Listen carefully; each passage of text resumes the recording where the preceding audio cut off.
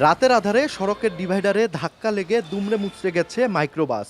আবার সড়ক প্রশস্তকরণের কাজের জন্য খনন করা পাশের খালে উল্টে পড়েছে ইজি বাইক। প্রতিদিনই ঘটছে এমন ছোট বড় দুর্ঘটনা। পঞ্চগড় শহরের চৌরঙ্গি মোড় থেকে ব্যারিস্টার বাজারের সিংপাড়া এলাকার যুব উন্নয়ন কার্যালয় পর্যন্ত প্রায় ৩ কিলোমিটার মহাসড়ক ২ লেন থেকে ৪ লেনে উন্নীত করার কাজ চলছে।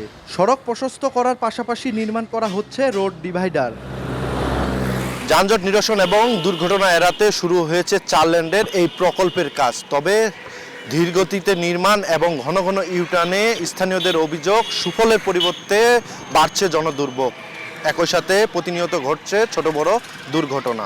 এই বিটার ইউটার্নগুলো খুব ঘন হওয়াতে এখানে অ্যাক্সিডেন্ট খুবই হচ্ছে। সময় দেখা গেল একটা ট্রাক আসতেছে, ওই ট্রাকটাকে সাইড দিতে যায় আমাদেরকে গর্তে পড়ে যাইতে হয়। এগুলো ইউটার্ন দেওয়ার কারণে প্রায় সময় দেখা যায় অ্যাক্সিডেন্টগুলো হয়ে যায়। খুব দ্রুত কাজটা করলে আমার সাধারণ মানুষের দুর্ঘটনা থেকে তারা রেহাই পাবে আর কি। এদিকে ঝুঁকিপূর্ণ ইউটার্ন পুনর্বিন্যাসের দাবিতে ৬ জুলাই জেলা প্রশাসন, সড়ক বিভাগ সহ সংশ্লিষ্ট দপ্তরে গণস্বাক্ষরে লিখিত অভিযোগ দিয়েছেন এলাকাবাসী। জেলা প্রশাসনের দাবি, যানজট কমাতেই ৪ লেন প্রকল্পের কাজ চলমান রয়েছে।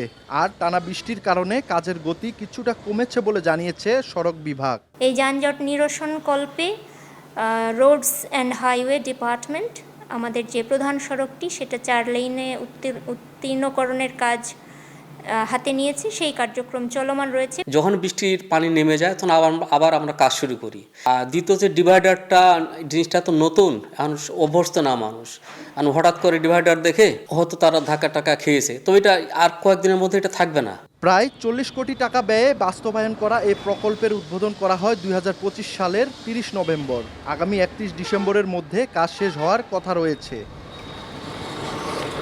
সোহাগ হায়দার, সময় সংবাদ, পঞ্চগড়।